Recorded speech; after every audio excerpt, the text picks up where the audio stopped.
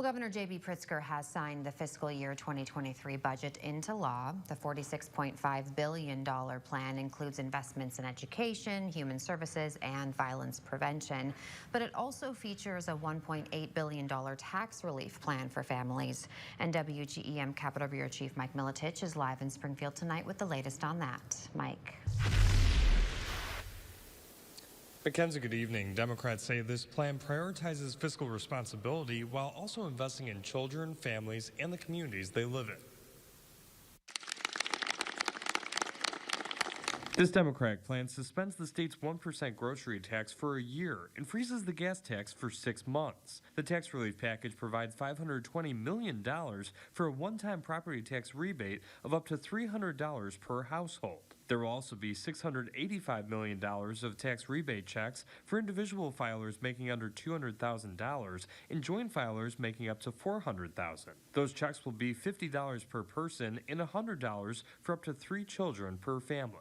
Hundreds of dollars will go back into people's pockets that otherwise they wouldn't have had as a result of our balancing this budget and maintaining a surplus. The plan also permanently expands the Illinois Earned Income Tax Credit from 18 to 20%. Although Republicans argue most of the relief in this budget is nothing more than a campaign tool for Pritzker and the Democratic Party.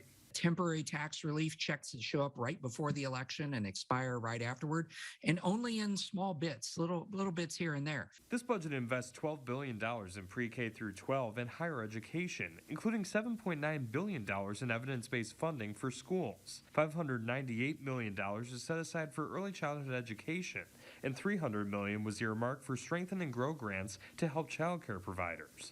Democrats also included $601.5 million for MAP grants to help 24,000 more college students with a maximum award covering 50% of their tuition. The doors that will be opened, the opportunities created demonstrate that we believe in every child in our state and we want them to know what's possible for their future.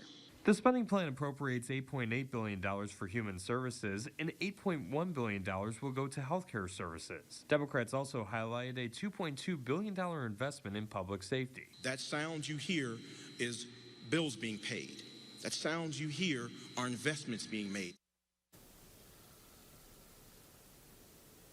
Meanwhile, Republican lawmakers say Democrats shouldn't celebrate this budget that heavily relied on a federal bailout and inflation.